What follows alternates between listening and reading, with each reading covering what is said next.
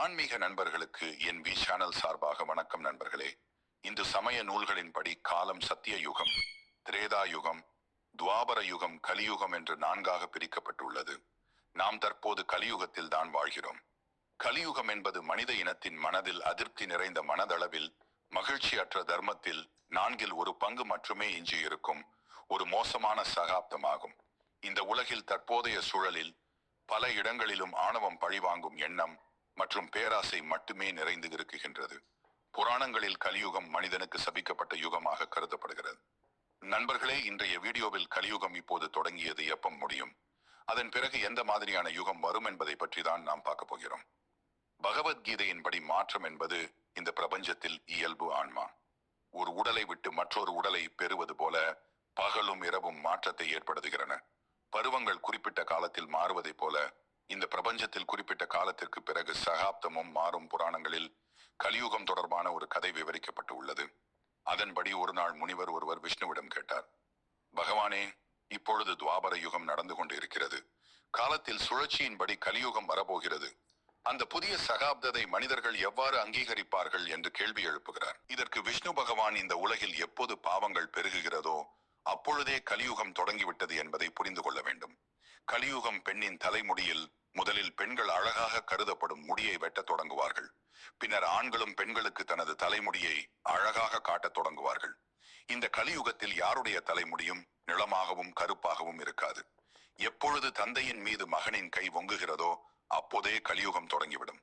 அது மட்டுமின்றி கலியுகத்தில் ஒவ்வொரு வீட்டிலும் கருத்து வேறுபாடு ஏற்பட்டு யாரும் சேர்ந்து வாழ விரும்ப மாட்டார்கள். சொந்த வீட்டிலேயே நேசிப்பவர்களை வெறுக்க தொடங்கும் போது கலியுகம் உச்சத்தை எட்டிவிடும் என்கிறார் பகவான் விஷ்ணு. கலியுகம் முடிய இன்னும் 4,26,896 ஆண்டுகள் உள்ளன. அப்போது உலகம் முழுமையாக இருக்காது. இப்பொழுது கலியுகத்தின் 5,104 ஆண்டுதான் நடக்குகிறது. 4,32,000 ஆண்டுகள். இப்பொழுதே கலியுகம் கொடுமை எல்லை மீறி போய்விட்டது. கலியுகம் எப்படி முடிவடையும் என்பதை பற்றியும் கிருஷ்ணர் குறிக்கிறார். பகவான் கிருஷ்ணரின் கூற்றுப்படி கலியுகத்தின் முடிவில் கடுமையான போர்கள், பழத்த மழை, பழத்த இடியுடன் கூடிய மழை, கடுமையான வெப்பம், மக்கள் விவசாயத்தை எதிர்ப்பார்கள், துணிகளை திருடுவார்கள், திருடர்கள் தங்களைப் போல திருடர்களின் சொத்துக்களை கொள்ளையடிப்பார்கள், கொலையாளிகளும் கொல்லப்படத் தொடங்குவார்கள். திருடர்களால் திருடர்கள் அழிக்கப்படுவதால் மக்கள் நலன் பெறும். இந்த அகாப்தத்தில் மனிதர்களின் வயது அதிகபட்சமாக 12 ஆண்டுகள் மட்டுமே இருக்கும். மக்கள் பலவீனமாகவும் கோபம், பேராசை, முதுமை மற்றும் தூக்கத்தால் பாதிக்கப்பட்டவர்களாக இருப்பார்கள். அந்த சமயத்தில் தீவிரமாக பரவும் தொற்று நோய்களால் புலங்கள் பாதிக்கப்படும். பெற்றோர்களை இறுதி காலத்தில் கவனித்துக் கொள்ளும் கடமையை மகன் மறப்பான். தனக்கு இனி பயன்பட மாட்டான் என்ற பட்சத்தில் தனக்கு இத்தனை காலம் உழைத்து தந்த தொழிலாளிகளை முதலாளி கைவிடுவான். இத்தனை காலம் பால் கொடுத்த பசு பால் கொடுப்பது குறைந்து விட்டால் அந்த பசுக்களும் கொல்லப்படும்.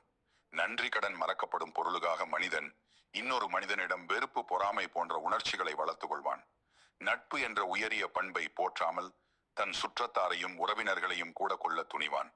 வெறும் பகட்டுக்காகவும் புகழுக்காகவும் மட்டுமே தியானம் அளிப்பார்கள். தற்பெருமைக்காக மட்டுமே நோன்பு இருப்பார்கள். தர்மத்தை பற்றிய அறிவாற்றல் இல்லாதவர்கள் மதங்களை உருவாக்கி மக்களை கவர்ந்து தவறான அதர்ம பாதைக்கு இழுத்து செல்வார்கள். குளிப்பதாலும் அலங்காரம் செய்து கொள்வதாலும் மட்டுமே ஒருவர் சுத்தமடைந்து விட்டான். என்ன எண்ணிக்கொள்வான்? அலங்காரம் செய்தவன்லாம் அழகானவன் என்று அறியப்படுவான். முரட்டுத்தனமான பேச்சு, உண்மை என்று எளிதில் நம்பப்படும் வயிற்றை நிரப்புவது மட்டுமே வாழ்க்கை குறிக்கோளாக அமையும்.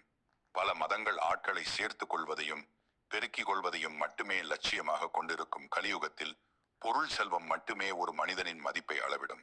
மற்றபடி முறையான பழக்க வழக்கம் மற்றும் நல்ல பண்புகள் அடிப்படையில் அவன் மதிப்பிடப்படுவது இல்லை. மேலும் சட்டமும் நீதியும் ஒருவனின் அதிகாரத்தின் அடிப்படையிலேயே செயல்படும் கல்கியில் நான் அவதாரம் எடுத்து இந்த பூமியை பாவங்களில் இருந்து விடுவிப்பேன். அதன் பிறகு புதிய யுகமான சத்திய யுகம் தோன்றும் என்று பகவான் கிருஷ்ணர் கூறினார். சத்திய யுகத்தின் காலம் 1,27,800,000.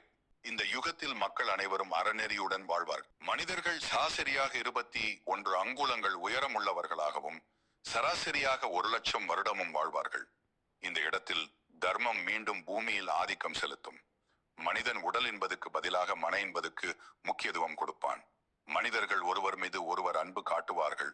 சுற்றிலும் அன்பு மட்டுமே நிறைந்து இருக்கும். மனிதநேயம் மீண்டும் நிலைநாட்டப்படும். மனிதர்கள் உயர்ந்த அறிவை அடைவார்கள்.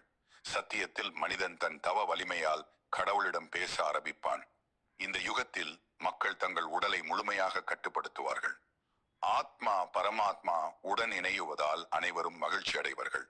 அதாவது சத்தியம் இந்த உலகத்தின் பொற்காலமாகும். நண்பர்களே, துன்பங்கள் நிறைந்தது கலியுகம்.